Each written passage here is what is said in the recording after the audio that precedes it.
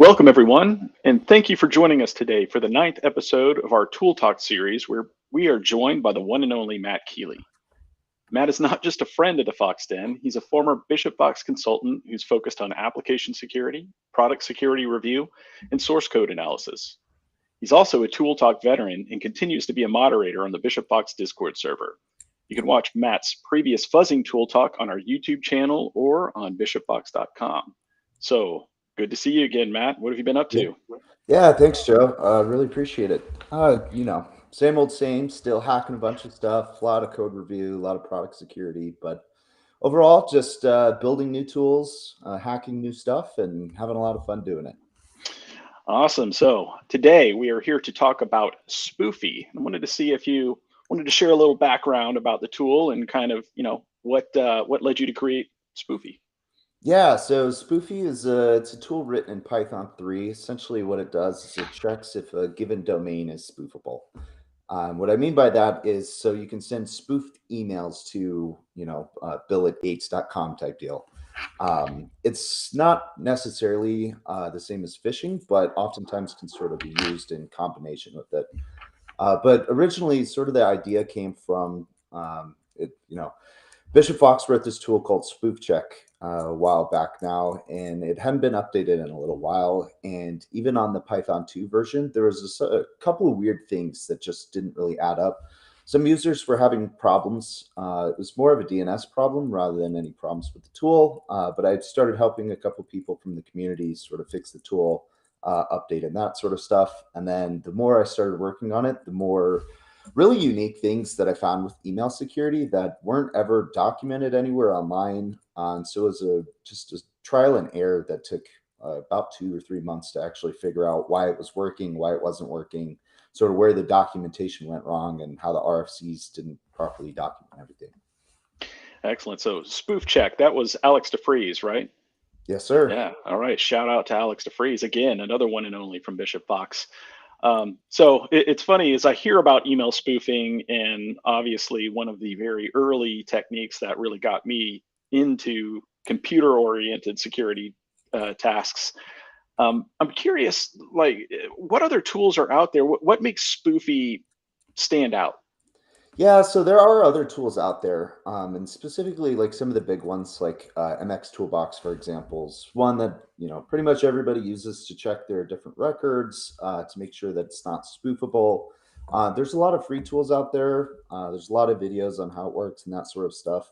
Where Spoofy is different is we sort of got all the kinks out of the other tools. So when you're posting a public tool online, like an open source tool or anything like that, you're hosting it and letting everybody on the internet use it. A lot of times you try to build it so it can get you the data as fast as possible. So if you submit a domain like bishopfox.com, you want to know very quickly, like, hey, is it spoofable? Is it not? Can we get all these records and things like that?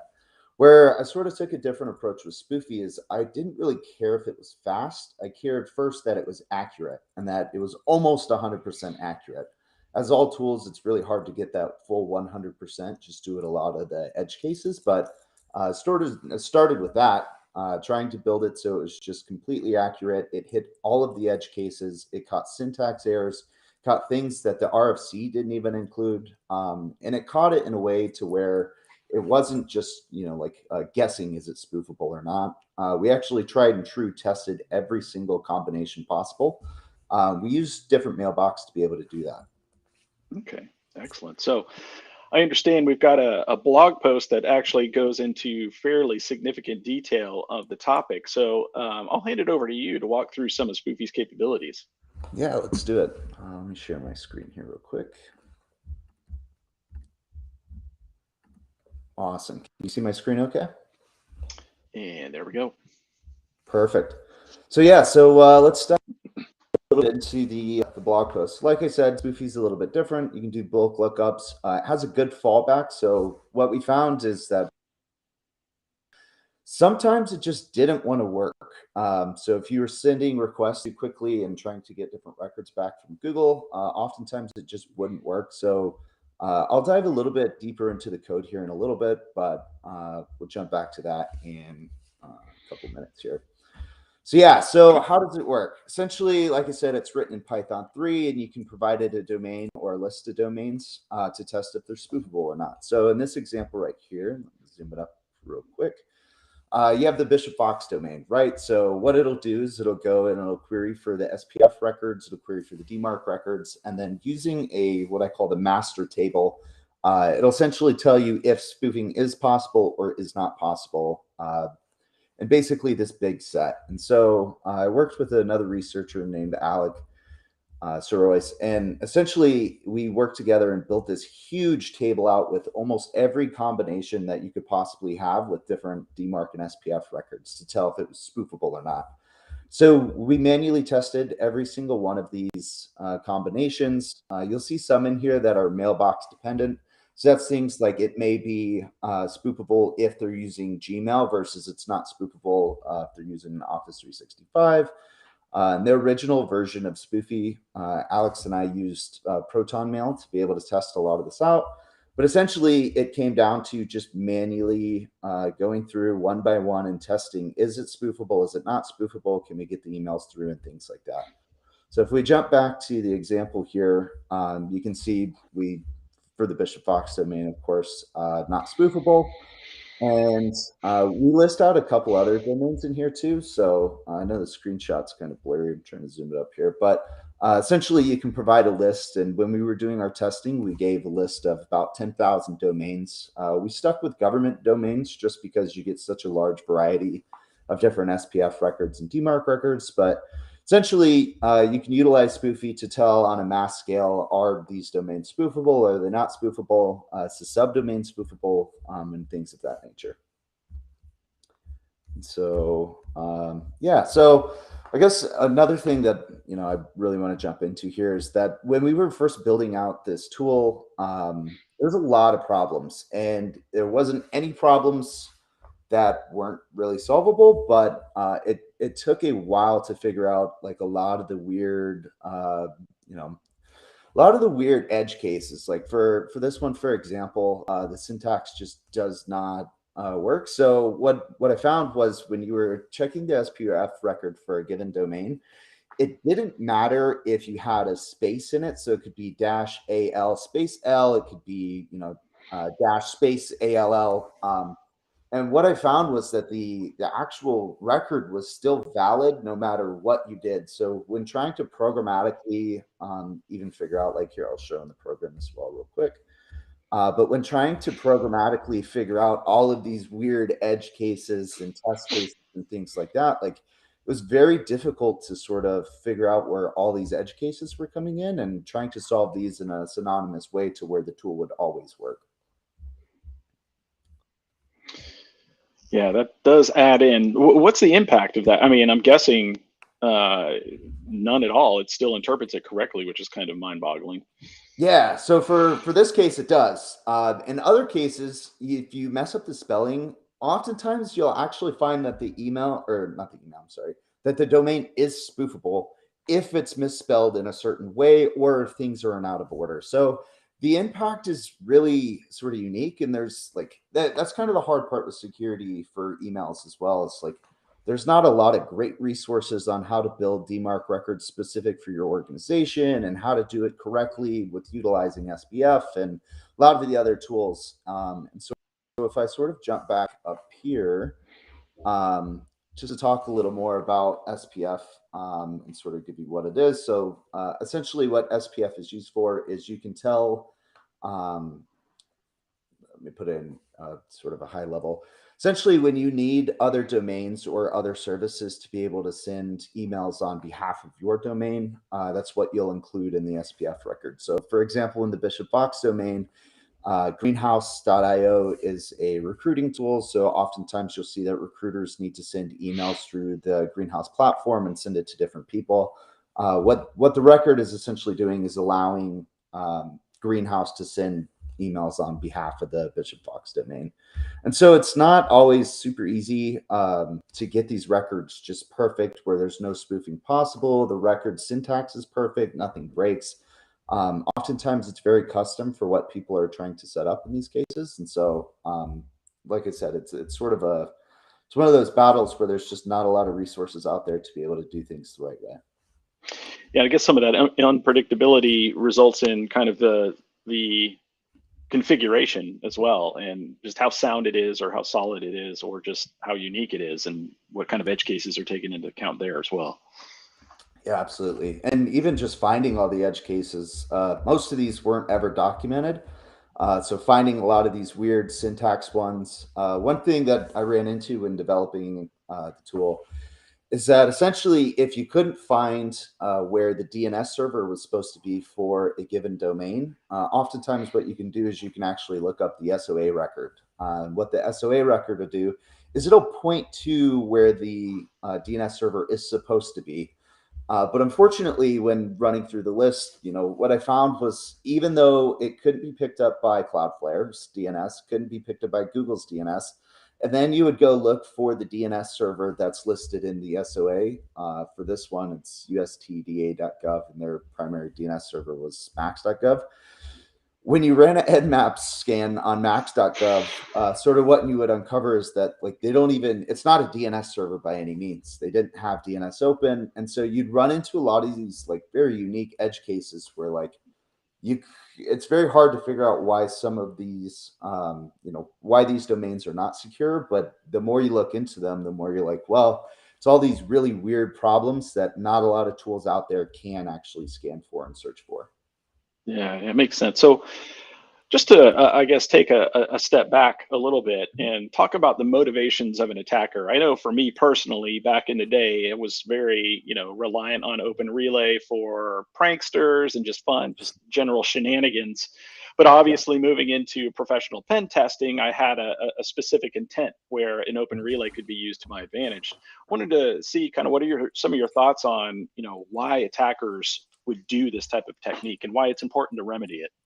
Yeah, absolutely. So what I've seen professionally is that when you're sending a phishing email, sort of the common things that you'll see is that maybe the attacker will buy a domain that looks exactly like Bishop Fox, except it's using a zero instead of an O, or things of that nature, right? And so when you do a lot of this phishing training and trying to prevent against phishing emails, one of the big things that you look for is the domain correct. Is it coming from the right domain? Does it look like it's coming from a trusted domain? Is there no spelling errors, things like that? Then you sort of look at the content of the email to make sure that everything is sound there. And if all those things match up, then, whether it's buying gift cards for somebody or, your typical phishing domains, download this thing and install it. That's usually how it goes.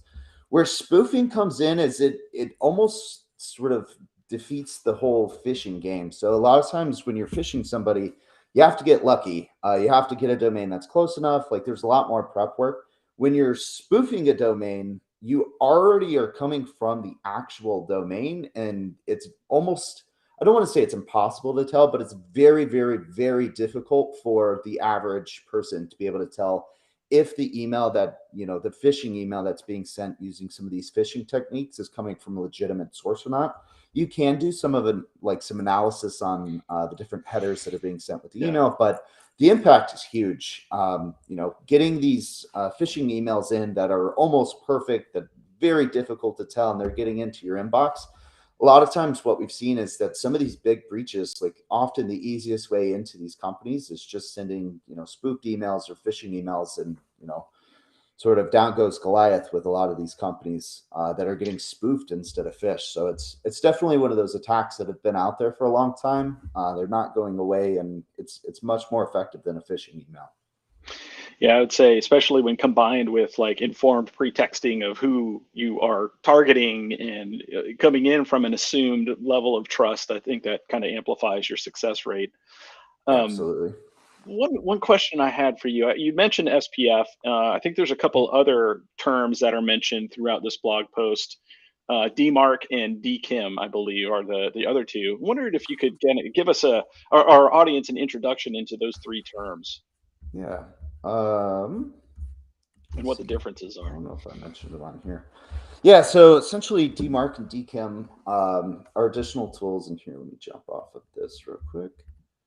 So DMARC and DKIM are additional tools. DMARC is domain-based message authentication, reporting, compliance, and it's a huge acronym. But essentially, yeah, it's gigantic. It's like a 10-word acronym. But essentially, its purpose is to sort of authenticate sender IP addresses and tell the receiving servers what to do with it. So if you're getting a spoofed email or any email in general, pretty much all emails are now using DMARC nowadays, or all domains are using DMARC nowadays. But it essentially tells you what to do with the emails that don't pass SPF or DKIM. So if you have an email that doesn't quite get there, you have a couple of options. So you can reject the email, you can do nothing with it, or you can quarantine it, or the three options for that. But essentially, that's what DMARC is. It just tells you what to do with the email that comes into a email server that doesn't pass DMARC or DKIM.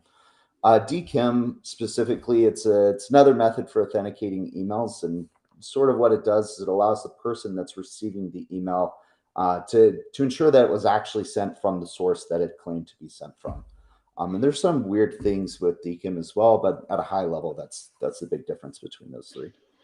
Cool, excellent. I figure just an overview on some of these terms would be helpful.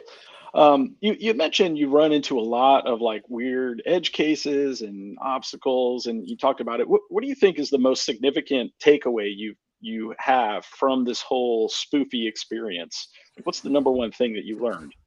Email security is hard. Is exactly it's the only thing that I think I've learned from most of this. And like even spending months trying to debug why things are working, why things aren't working, things of that nature. Like it's very difficult to more or less get email security right. And there's few companies out there that do it, and it's starting to become one of those things that's gone away a little bit over time. But it's one of the most impactful things for organizations as well. Being that it's so hard to get right and still has so much impact is really one of the big things for me. Yeah, excellent. So, we've got one question here I'd like to share with you. If Sure. my small business uses major providers like Google, Microsoft, etc., do I need to be worried about email spoofing, or is this protected by those providers? And how can I ensure my email domain is protected? Yeah, so essentially the answer is maybe.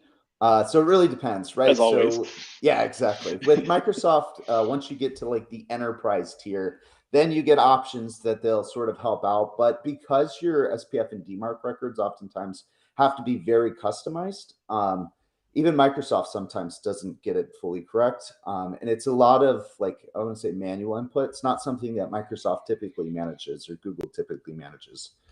So yes, emails like Google or Microsoft can be spoofed, and I'll actually show you a demo real quick of that. We'll do it with Proton Mail since that's the one I have up already. But essentially, there's this really cool tool that, like Alex Royce, on the big chart, he runs this tool called Email Spoof Test. And essentially, what it does is it will allow you to send spoofed emails to an email. So me, this is just going to send to my Proton Mail email. It'll build out the test scenario, and then in a minute or so, we'll see here that all the emails were sent through. Uh, They have like a big are, chart and stuff hey here. Matt, Oh yeah, real go ahead. quick, are you Mhm. are you sharing? I don't see a shared Oh, desktop at all. 1 second. um, Make sure we've yeah, it got should that be. in order. It seems like you're sharing, but I don't Yeah. see it. Let's see. I think I'm frozen now. Is Okay. that better? Can you see it or no? No. Still don't see any sharing going on here. Um, I might need to refresh. Let me see if this works.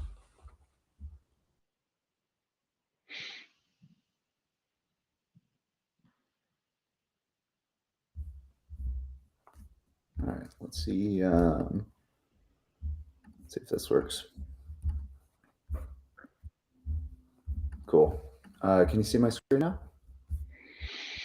there we go. There we go. All right. Back in All right. action.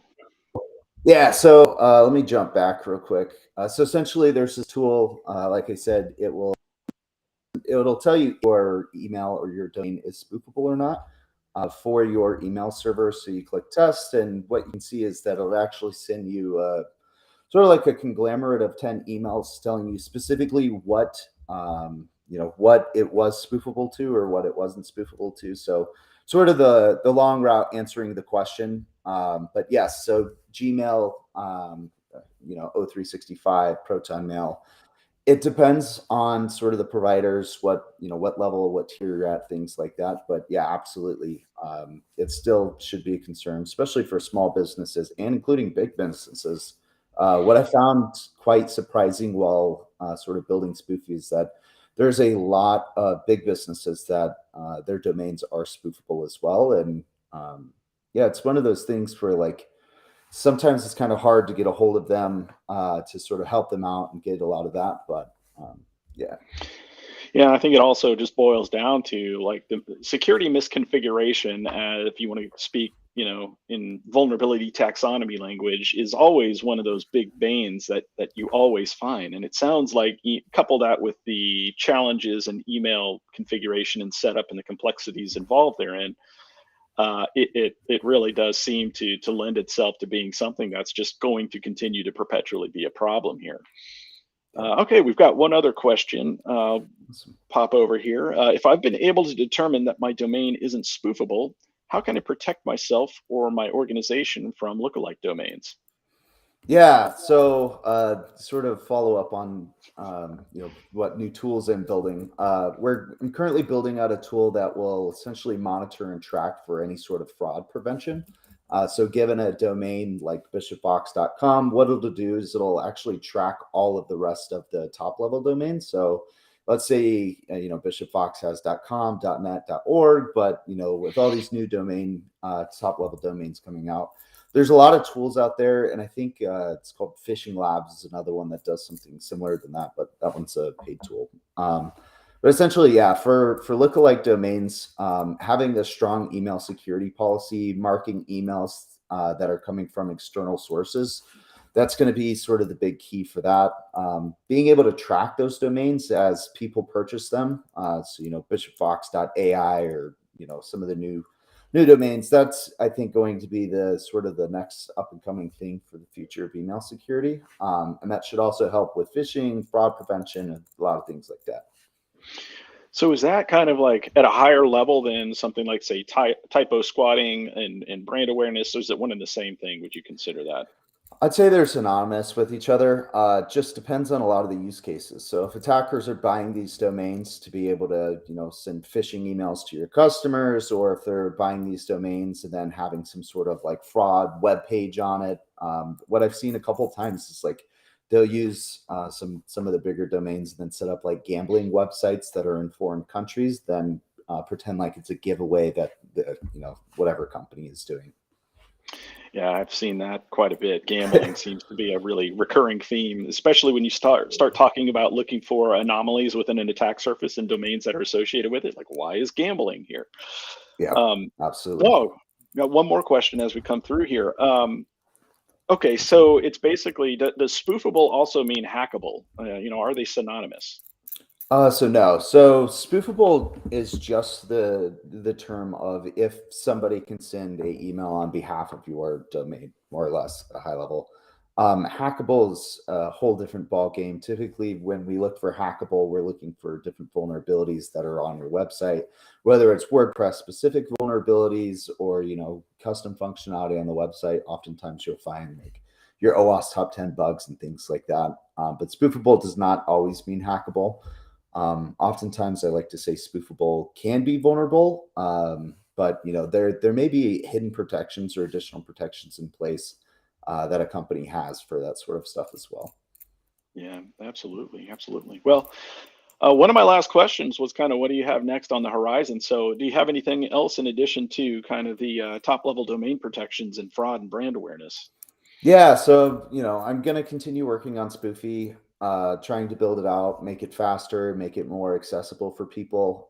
Probably spin up like a little website or something where people can just submit domains from anywhere on the internet, Oh, cool. see if Very their cool. domains are spoofable or not, and then if they are, it's a good lead for Bishop Fox to be able to come in and really help them out and start securing the organization's email. Yeah, absolutely. Excellent. That sounds great. And I think we got one other one, maybe just a concrete definition between the difference of spoofing and phishing. I know we talked a little about it earlier on. I don't know if you've got some clarity that you want to surround or put Yeah, around that. yeah. So with phishing specifically, like we talked about a little bit earlier, attackers are now. It's basically the best way into an organization. So what we'll see, even from a lot of APTs, a lot of red teams, is that their initial entry point is sending these phishing emails. Sometimes to company executives, sometimes it's to people with more privileges than they should have. But what we've seen a lot of is that ATPs and red teamers are really getting their start by phishing. Where you can sort of take that to the next level is sending spoofed domains or spoofed phishing emails, right? So with phishing specifically, you have your lookalike domains. You have a lot of problems that are just specific to sort of the content of the email, the domain specifically. But there's a lot of tells, and what you'll see in a lot of like the company-wide security trainings is that sort of the commonality is that you train your employees on how to watch out for these spoofing emails. Maybe there's misspellings, maybe the email isn't the sender email isn't perfect, and things like that. Well, where spoofing comes in is that it's really, really difficult to actually do that. And by looking at the email just on sort of your first glance, like it's almost impossible to actually tell if it's a phishing email or if it's a legitimate email without doing any sort of analysis on it. So that's it's the real big difference between them, but you can oftentimes they can be used together, and when they are used together, what we've seen is that it's quite horrendous for anybody on that receiving end with a perfectly written email content. Change the account and routing number that you guys have on file to this, and wire this money. And I guess one interesting point for that as well, a lot of times what I'll hear customers say is that, oh, we have cybersecurity insurance, or cybersecurity insurance will cover this. What I've seen a lot of is that the cybersecurity insurance policy doesn't actually cover emails phishing or spoofing. So what happens is if you have a employee that they get phished and they end up wiring money to the wrong place or wiring money to somebody else, the insurance often doesn't cover that, and the company just writes it off as a loss, which is devastating for a lot of small companies and medium-sized companies out there, and can really have a huge impact Yeah. from these sort of attacks. Yeah, I was just thinking, like in my head, like it's you can be the most paranoid security pro. You see something is just very well executed and flawless, and it's like, what can you do? Um, One of the things that it just popped into my head is just kind of like atypical requests or communications. Like, I've had a communication with this executive on the daily. I've never had them ask me to do this kind of operation. So if something doesn't sound right or feel right, and listen to your gut and kind of reach out and be like, for real, is this you really want me to do this? No, I have no idea. Then, but again, Yeah. there are very skilled, very determined attackers where it just looks flawless. Yeah, and time is of the essence, right? So a lot of Yeah. times, like when you're getting these emails in, and like the timing sometimes just comes perfectly to where you're like, hey, you're doing some business deal, and next step is sort of get the account routing numbers, that sort of deal. And sometimes the timing just sucks. And Yeah. so when that email does come in, and you're like, well, never really done this before, but that's sort of like the next step in our process. Like that's where a lot of people are coming Yeah. sort of short there. But another thing that the attackers have is they have a lot more time, and it's a waiting game for them. So if they send 30 spoofed emails a year or 100 spoofed emails a year, it only takes you to click on one, or the sort of the victim to make one mistake, and that's it. Whereas the attacker, just it's a numbers game for them. If they can send out a couple thousand emails a year to a couple thousand executives, if a couple click on it and they get some funds out of that, that's sort of how the game goes for those guys. Yeah. Stacked against. That's Yeah, pretty much it. So, yeah, okay, absolutely. so I'll leave you with this one last question that we've got here, and it's kind of it applies back to Spoofy. Mhm. Let's say I run Spoofy, I find my domain is spoofable. What do you do next? Yeah, the well, if you read the blog post, it'll go through a lot of the stuff that sort of can go wrong and some of the ways to fix it. The sort of tried and true way is you're going to have to debug it, right? Like with any sort of software or any sort of technology, sometimes it just takes some manual hands-on time. I'd say start with using Spoofy to sort of see if your corrections are working or not working. So if you make corrections to your SPF or DMARC records, and you think they should work and they don't end up working and it says you're still spoofable, then it's definitely time to contact some help. Bishop Fox offers some services that will come out and help, and sort of make sure that your company's not going to have spoofed emails coming in, and that you're secured on that front. Excellent. Well, thanks for the plug there, man. I really appreciate it. Yeah, yeah, Um, absolutely. and speaking of really appreciating, thank you so much for joining us today. It's great to catch up and great to have you back with us here at the Fox Den. To check Spoofy out, visit github.com/Matt Keeley/Spoofy, or just visit the blog at bishopfox.com and read the post that we showed briefly during this webcast. We'll also have a Spoofy technical guide coming out a bit later this year, so stay tuned for that. Let us know what you think about this session in the comments, and be sure to visit bishopfox.com to see more from Matt. See Awesome. you Thanks later. so much, Joe. Thank you.